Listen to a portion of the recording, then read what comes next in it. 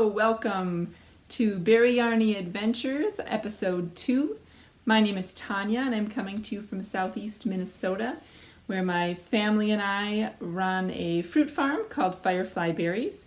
And I am a creator and dyer behind Berry Fun Yarns, which is a yarn line of naturally dyed yarns where I use plants that we grow here on our farm as well as natural dye extracts to create fun and beautiful yarn.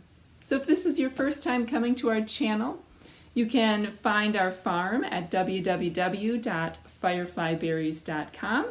You can also find our farm on Facebook under Firefly Berries, or you can follow me personally, which has more yarny information, on Instagram or on Ravelry, where I am Berry Fun Mom. So, welcome! I have lots of things I want to share with you today. I've been very busy dyeing yarns because our strawberry season is about to begin soon, and I know I won't have time to do that once it starts. So I have done a little bit of knitting, but not as much as I have been doing previously. So let me start with what I have finished. I don't have any full finished objects, but I do have some half objects. Last episode I mentioned that I was working on some vanilla socks. I finished the first one. It is, yarn is by, it's a simple vanilla sock, and the yarn is by Post Yarn. It is their self-striping sock yarn in the Bravery colorway. I knit it on US 0 2mm needles with a heel flap and gusset for the heel. And you can kind of see close up. It's a very fun sock. It's going to be a gift. I did cast on the second one. Here's the yarn in the skein. You can kind of see it's sort of a fun color. I cast on the second part, but I didn't get very far. I sort of have this rule that if I don't cast it on right away, then sock number 2 might never happen. So I have that started. I'm hoping to get that finished soon. That's a gift. Don't need to have it ready for a little while yet, but I'd like to have it done soon. And then last episode I chatted about how I was going to cast on some Rose City rollers for myself. Pattern is by Mara Catherine Briner. You can find that on Ravelry. And I was going to be making it with some Berry Fun yarns. I had some leftover yarn from a sock blank, an eco-printed sock blank. Here's my one little ball I have left.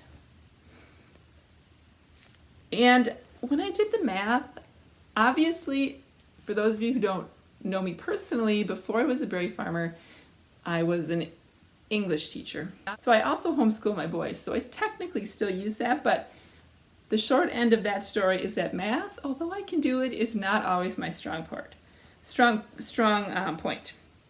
So somehow, when I did the math to figure out how much yarn I need, I thought, oh, well, this will be the cuff and the heel, and this will be the foot, and that'll work. Not so much. I got down, you can kind of see, so I finished one. So I got to like right here, and the ball I had left was just tiny, and I was like, yeah, this is not gonna work. So what I did is I went through my stash, and I found some older yarn that I had dyed. This is a yarn that I don't really carry anymore. It's a superwash merino nylon blend, but it has tweed in it. Can you see the little specks of brown? And this one I dyed with coreopsis or tick seed. It's a little bit thinner than I like to knit with because I'm a loose knitter, and if I don't like to knit with it, then I don't carry the yarn in the Berry Fun Yarns line. But I had this, and it was just really pretty, and it worked. So what I did is, you can kind of see here, I started to kind of fade it in, so I knit one row of the new color, and then I went like 3 of the main color, and then I did 2 for a little bit, and then I did every other one until I got to the toe, and then I just did the toe with that. So it's not perfect. Ideally, if I'd have realized I wouldn't have had enough yarn, I would have probably made the cuff also this pumpkin-y dark orange color, but it's still wearable, it fits good, and I like it. So I finished one of those. So I have 2 half objects, 2 socks finished, and then I hopefully will cast the other one on soon, and I will get that one done too, so I can wear those. The other thing that I knit this week was a little pattern. I learned to crochet when I was 8 from my grandma, but I didn't learn to knit until about 12 years ago. I was in a group called Mothers and More, and one of the other moms there taught us how to knit. And as a part of that, I have kept in touch with her over the years, even though neither of us are in the group anymore and she's moved away. And she sent me a pattern a couple weeks ago, and it's called the Mini Almost Lost Washcloth, or it's like a makeup removal cloth. And it looks really fun because it's just, sometimes you just need a little project to just kind of have like a, I don't know, just a little break, a little something in between bigger projects. So I had some cotton here, so I knit up a couple. These are, it's gonna blow out because it's really a bright yellow. So they're just these little like 9-pointed stars. I've made 2 of them. And all I had really, I've been kind of stashing down on my cotton yarn because I don't use it as much, so I didn't have much. I had some hand-me-down Lilies and Cream, this yellow. I don't even know what the colorway is. I've had it so long. And I like the pattern, but I don't really like the yarn. It's a little too scratchy, so I think we're going to use these for washcloths in the kitchen, even though they're a little tiny. And then I'm going to knit some softer ones with some cotton or some kind of cotton blend. I really like the Knit Picks Dishy cotton. It just has a much softer feel. And I had some here, but not in a color that I thought was, I just had some like solid blue, which I didn't think was very fun for a face cloth. So I did 2 of those. That was kind of fun. And those I knit on a size 5 needle, but I think the pattern doesn't actually specify what size, so you can alter it depending on your gauge and how big you want your washcloth to be or how loose you want it to be. So those were the things that I finished. Things that I cast on. Last time I talked about how I was going to cast on a sweater. I still have not cast on a sweater because I still am not in a place to do the math. However, I dyed some really cool yarn this week, and as is typically the case when I dye yarns, is that there are usually skeins that I want for myself. So what I did find, so I tried this new technique of dipping the yarn two-thirds of the skein in one color, and then turning it and dipping it the opposite 2/3 skein in another. And I was hoping to kind of get some kind of micro striping. So here's the first one. I did 2 different ones. This is the first one in the skein. It's kind of a blue and purple and with little pops of pink. And then this is how it knits up, which I love. It's still attached to my, you can kind of see. So I wanted to make a contrasting cuff and heel. So I just used something that I had on hand, but I really love how it's knitting up. Sort of has a repeated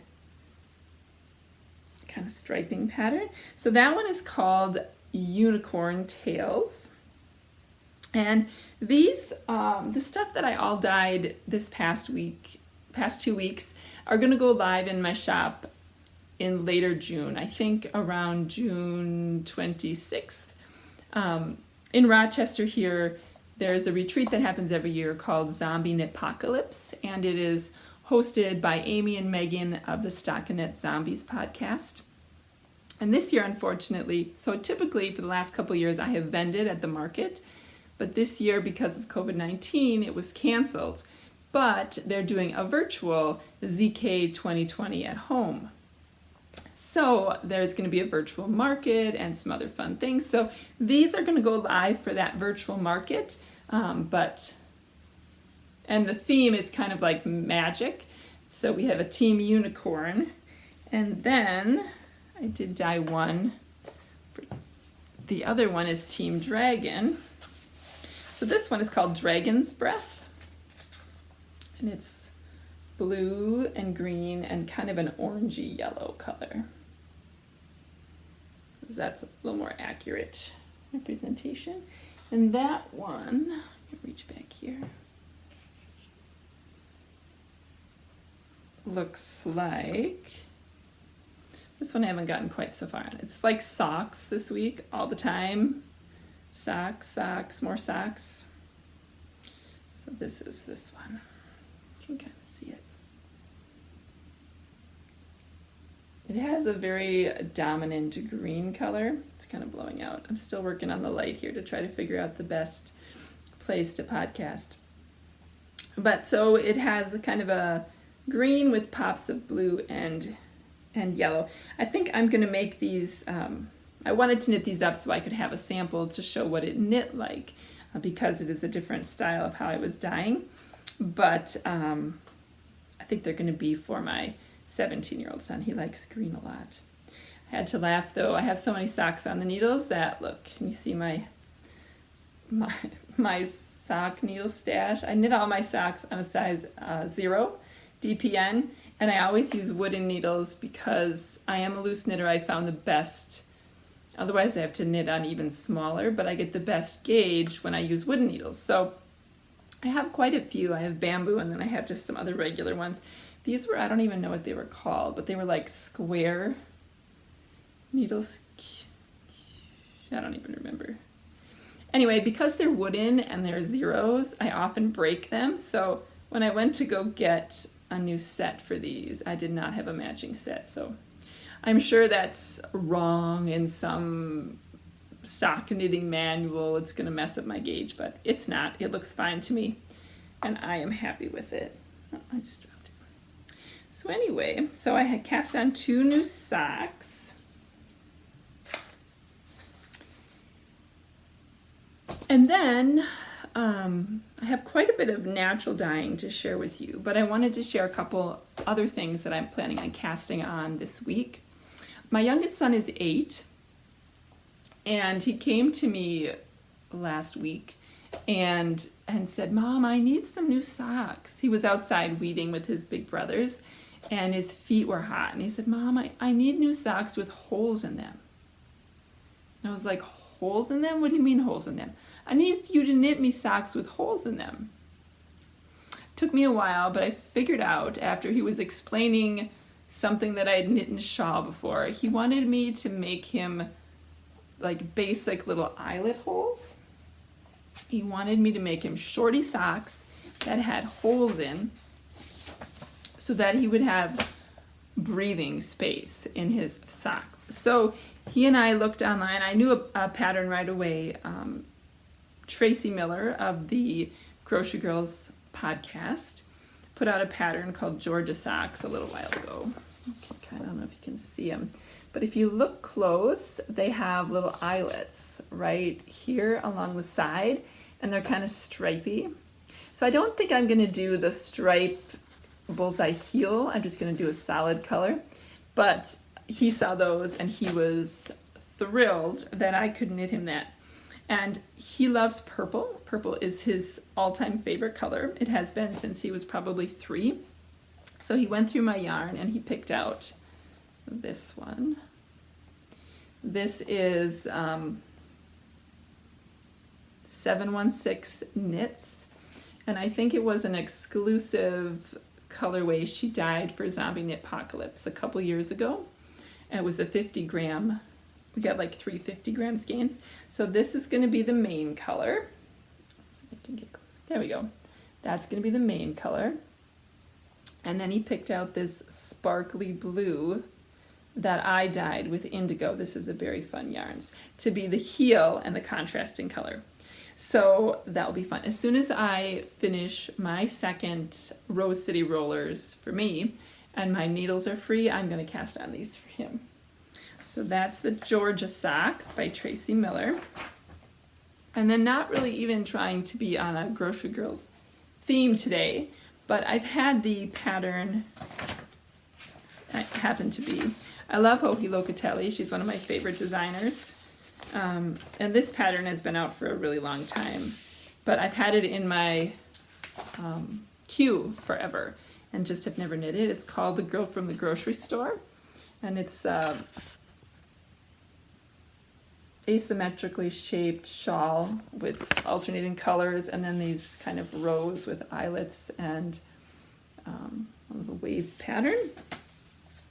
And the reason I'm knitting that one is because when I was dyeing this past couple weeks, I've been experimenting with the yak. Yak comes, it's kind of gray. So this is a great segue into my natural yarn dyeing stuff. It comes kind of like a darker gray, so it doesn't have, the color doesn't take the same. I found it takes a lot of dye to get the color to come out. And I'm not sure yet if I'm going to carry it in the store, but this is 70%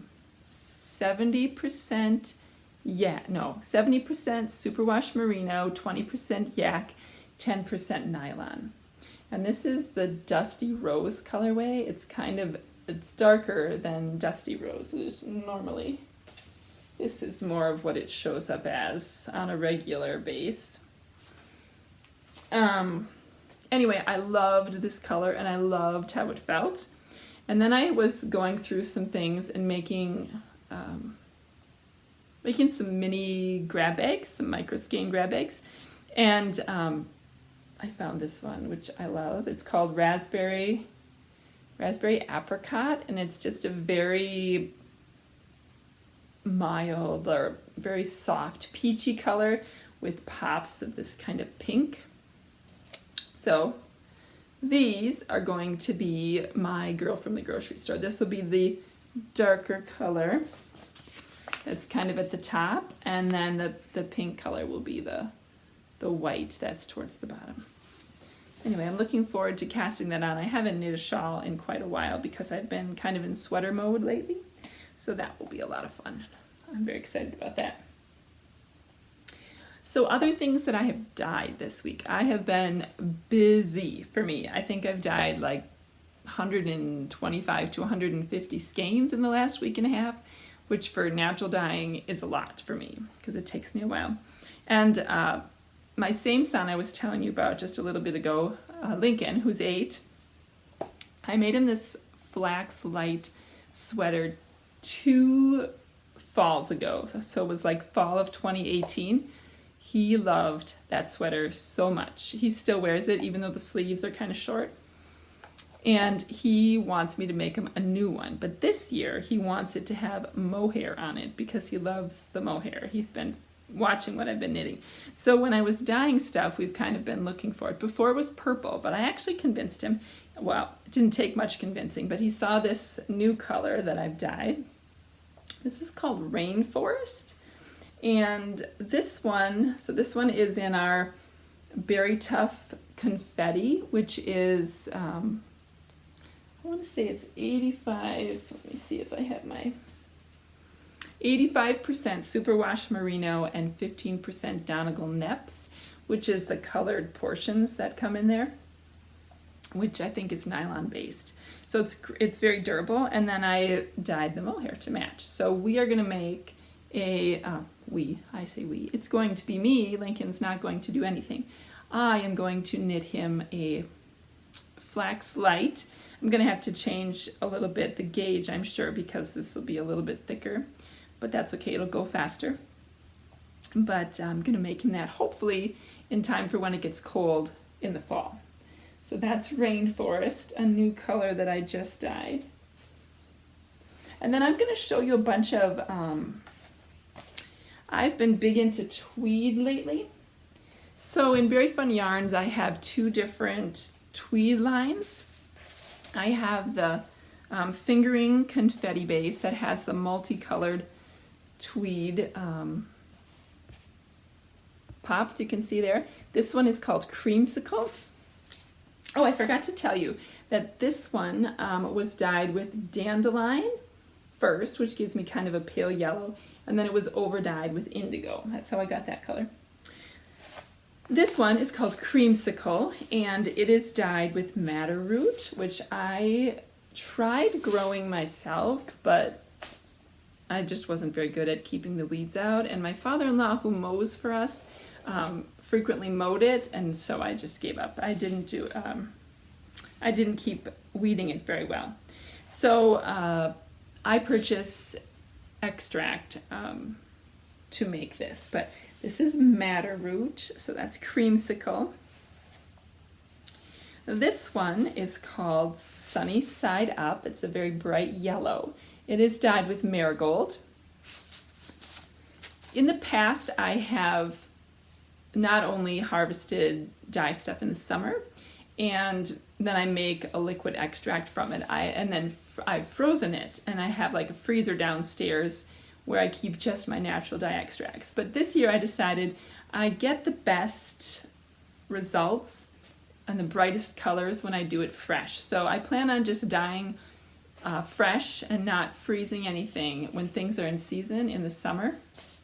And then in the fall and winter I'll take a break, which will work great anyway because then I'm homeschooling my kids and I'll have a little break from that. So that one is Sunny Side Up. And then Lilac, I talked a little bit last time about how I dye with lilac. These two are super fun. I don't remember if I showed you these last week. I don't think so. So this one looks better back here. This one I dyed, this is the first pot of lilac, and then this lighter one is the second.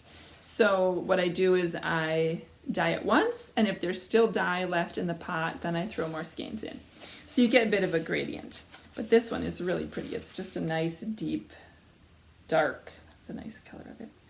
And then this one, so this one's called Seafoam, and this one is much lighter. It's called Misty Morning. And then the last one on the confetti fingering base that I wanted to show you was Minnesota Northwoods. And this one is a really nice, rich, that's a good color. That's an accurate color. It's a very rich green. I dye this one with yellow onion skins, and then I over dye it with indigo. So last week I was wearing the Soldat in the Crop with all the colors. I love to dye these because you can see they are perfect for color work projects. So if you have like a yoke sweater or color work shawl, I love these tweeds for that. And then I also have a thicker base, a DK weight base, and this one only has, it's called DK Tweed, a really exciting name there. This one is 100% superwash merino, very squishy. It has 231 yards on it. And the speckles, this is what I had last time knit in. This one is called Spring Lilacs, and this one is actually dyed with cochineal and logwood. This one is a little bit darker. It's called Blackberry. That one's dyed with only logwood. I did a Seafoam on here too. That one you can see it didn't come out as dark. Pretty similar, but this one, it's hard to see on here, but it's slightly lighter. Seafoam. Let's see, here's a Rainforest. That one came out really rich and beautiful. And then this one is actually with red onion skins. It's called Steamed Asparagus. It's kind of like a swampy green, kind of a mossy green. This is my mustard, which is yellow onion skins. And then the Dusty Rose, which is like the one I was showing you before that I'm going to knit. And this one is with cochineal and logwood. So one interesting thing is when you're dyeing these two colors, you see they came from the exact same two dyes, except obviously this one I used more pink and this one I used more purple. So it's been a learning experience, but it's fun to get different shades using the same dyes. If you just alter a little bit how much you use of each one. So again, I have to show you these. These are gonna probably fall in my hands, but look.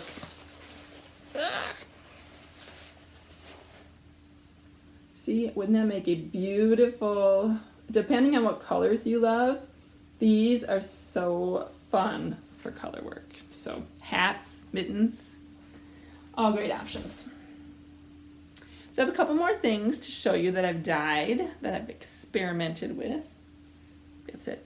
So my nutritionist that I see regularly saved some walnut hulls for me, and so I experimented with that this week. This is, my dye book said that I did not need to mordant my skeins, so I didn't. This is what I got on Mohair. It's a very, very subtle kind of tan brown, but beautiful.